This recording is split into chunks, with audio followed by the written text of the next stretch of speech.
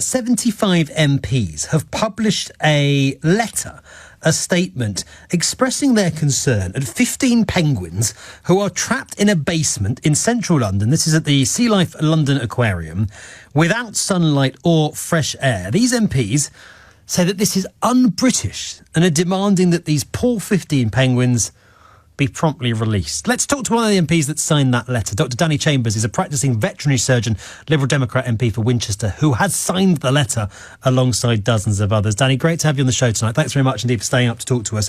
What's your concern about these penguins? Well, one of the key aspects of animal welfare is that you have the freedom to behave naturally. And clearly, if you're stuck in a basement of no natural light, no natural air, and especially in a little sort of shallow swimming pool to swim in, penguins can normally dive, they can go really deep, they spend a lot of time in the water. You know, it's just not a suitable environment for them, and they can't behave naturally. So that is poor animal welfare. So that's one reason we're calling for them to be moved to somewhere more suitable. Now, these penguins have been there 14 years. What's prompted this kind of concern now, Danny? Well, I only found out about it when I got elected. There's a journalist called Steph Spiro for The Express who's been working on these penguins for quite a long time, concerned about them. And when I got elected, because I'm a vet, she contacted me and told me about them. So I went and had a look. And I was pretty surprised at the state they've been kept in, like in a little basement with not much room to move around in and no natural light. And I think, you know, for the individual penguins, it's poor animal welfare. But you know, the aquarium is in the middle of London. It's a stone's throw away from Parliament. It must get a huge number of international visitors.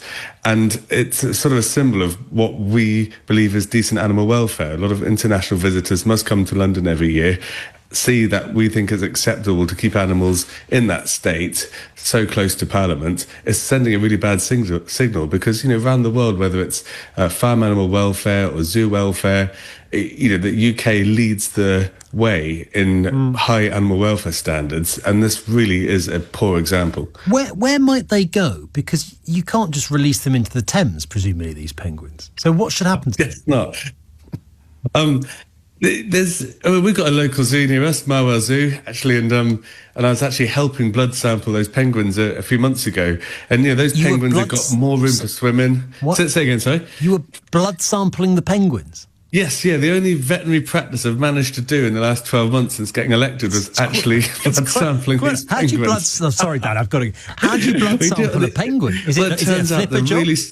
They're really strong and they're really slippery. I hadn't done much of penguins before, and they're really hard to hold. But yeah, you blood sample, you take they got a blood vessel on the inside of the legs. You have to have someone holding them pretty tightly, and it turns out the flippers, their feet, they're really they can really scratch you. And I actually got quite badly scratched, and I was bleeding by the end of it. And I was thinking the only veterinary work I've done in a year, I've actually got injured from it. And you went to the doctor. How did you get this injury? How did you get this injury, Mr. Chambers? Oh, I was just blood sampling some penguins.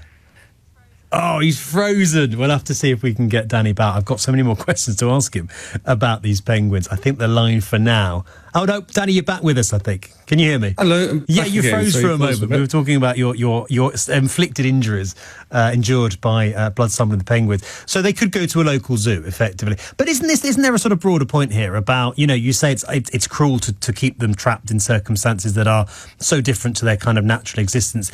Isn't that true of all animals in aquariums and zoos? Yeah, it's a really good point. And zoo legislation was actually updated not that long ago. And in order to keep animals in a zoo, you need to have a license, and you get inspected by vets and experts to see whether it's those animals being kept to a high enough standard.